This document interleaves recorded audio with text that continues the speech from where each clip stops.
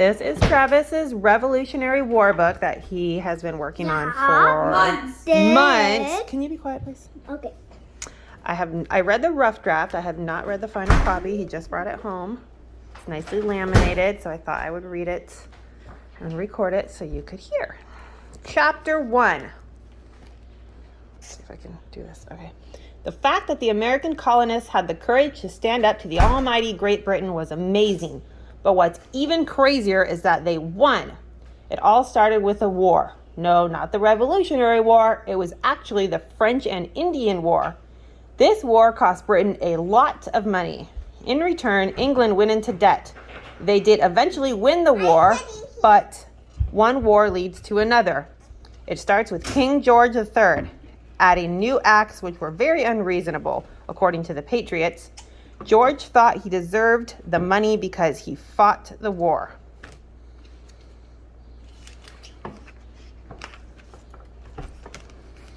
As I said before, he added lots of acts, including the Stamp Act, the Quartering Act, and the Sugar Act. Here's the handsome writer. He added these taxes in 1765. The Stamp Act forced any paper document, books, or even playing cards to have a stamp on them, which obviously cost money. Next, the Quartering Act. Since the colonists were being naughty, George introduced some of his soldiers to the colonists. He sent thousands of soldiers to come live with the colonists home. Why would a king do such a thing? The colonists got real angry. Oh, really, really angry. In fact, they were furious. Guess what? What? I try to turn the page with my claws. Okay, I can't do anything with these. Guess what George did next? Added another act. This time it was the Sugar Act. Basically, the colonists had to pay extra cash each time they bought sugar. Now, the colonists weren't mad about taxes. They were mostly mad that they had to say that they had no say in British Parliament. I don't even know what Parliament means. It's like government and like the laws and stuff. Okay, thank you. This means that even though they thought it was wrong, they couldn't do anything about what they believed in. The colonists that believed in this were called Patriots.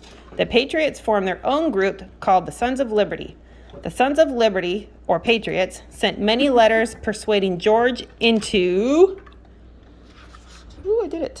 reverting the act. George didn't even read those letters. This continued for years, and the Patriots got fed up from these ridiculous taxes. On December 16th, 1773, five patriotic colonists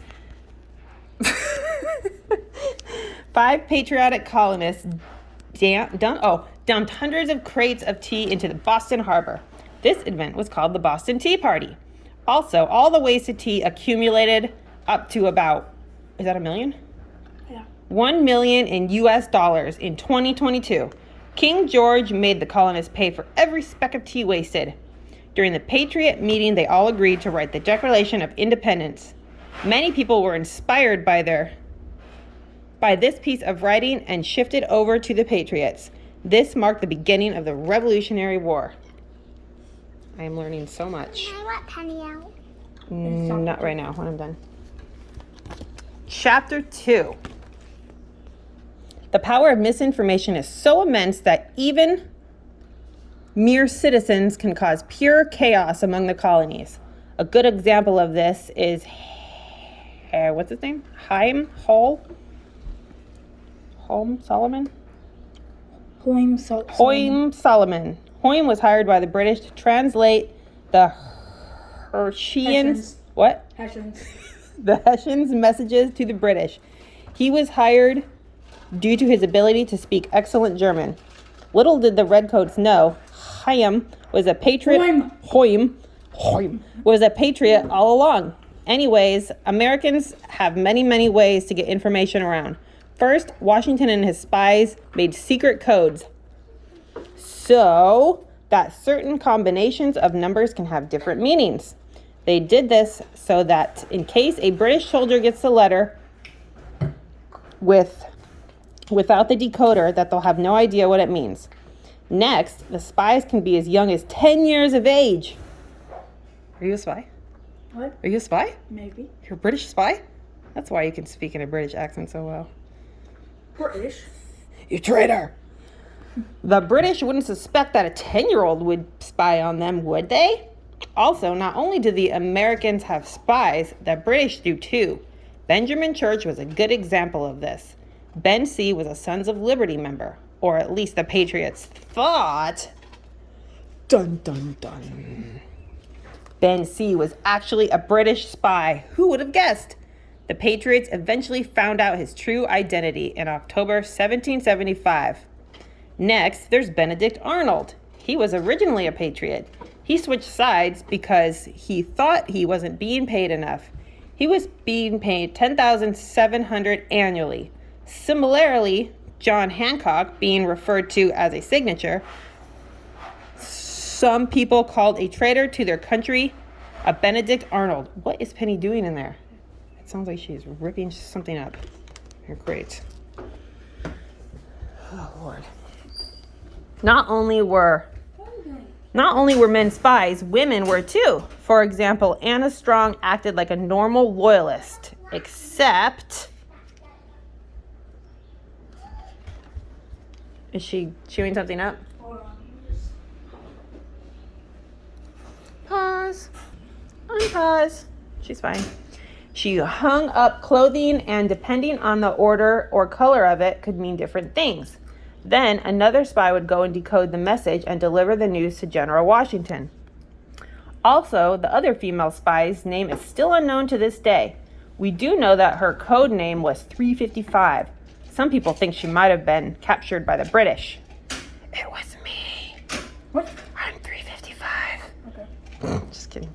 In conclusion, both sides used spies to gather information about the other side, but us patriots eventually managed to outspy the British. Chapter 3. Patriot or loyalist? Ooh, what is this? It's opinion writing or review. It's a type of writing we use. Okay, do you want to read this part? No. In colonial times, it would be a patriot for two reasons. I. What? Oh, I would be a patriot for two reasons. First of all, King George was unfairly taxing the colonists. He made ridiculous excuses for these taxes. I agree. We still make ridiculous excuses for taxes. Oh, true. The Stamp Act was a good example of this. George Howe taxed anything paper like documents, newspapers, and even playing cards. The colonists weren't mad about the taxes. They were mad that they couldn't stand up for what they believed in. No taxation without representation. For example, King George just randomly added taxes without even asking if it was fine.